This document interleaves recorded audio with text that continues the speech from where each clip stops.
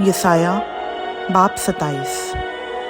اس وقت خداوند اپنی سخت اور بڑی اور مضبوط تلوار سے اژدہا یعنی تیز رو سانپ کو اور اژدہا یعنی پیچیدہ سانپ کو سزا دے گا اور دریائی اژدہا کو قتل کرے گا۔ اس وقت تم خوش نما پاکستان کا گیت گانا۔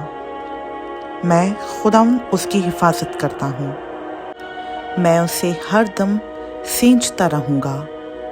میں دن رات اس کی نگہبانی کروں گا کہ اسے نقصان نہ پہنچے۔ مجھ میں قہر نہیں، تو بھی کاش کے جنگگاہ میں جھاڑیاں اور کانٹے میرے خلاف ہوتے۔ میں ان پر خروج کرتا اور ان کو بالکل جلا دیتا۔ پر اگر کوئی میری توانائی کا دامن پکڑے تو مجھ سے صلح کرے، ہاں وہ مجھ سے صلح کرے۔ اب آئندہ ایام میں یعقوب جڑ پکڑے گا اور اسرائیل پنپے گا اور پھولے گا اور روئے زمین کو میووں سے مالا مال کرے گا۔ کیا اس نے اسے مارا جس طرح اس نے اس کے مارنے والوں کو مارا ہے؟ یا کیا وہ قتل ہوا جس طرح اس کے قاتل قتل ہوئے؟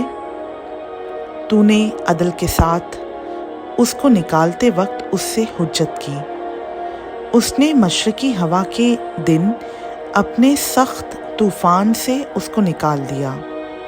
اس لیے اس سے یعقوب کے گناہ کا کفارہ ہوگا، اور اس کا گناہ دور کرنے کا کل نتیجہ یہی ہے۔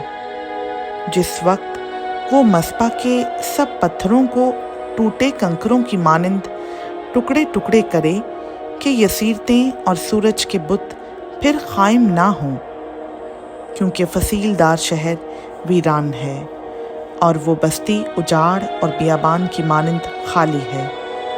وہاں بچھڑا چرے گا اور وہیں لیٹ رہے گا، اور اس کی ڈالیاں بالکل کاٹ کھائے گا۔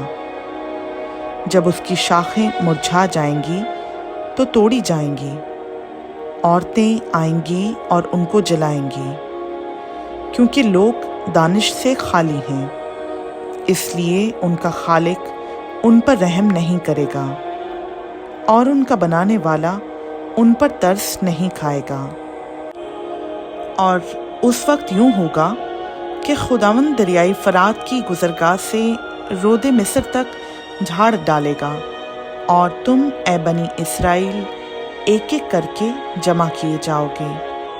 اور اس وقت یوں ہوگا کہ بڑا نرسنگا پھونکا جائے گا، اور وہ جو اسور کے ملک میں قریب الموت تھے اور وہ جو ملک مصر میں جلاوطن تھے آئیں گے، اور یروشلم کے مقدس پہاڑ پر خداوند کی پرستش کریں گے۔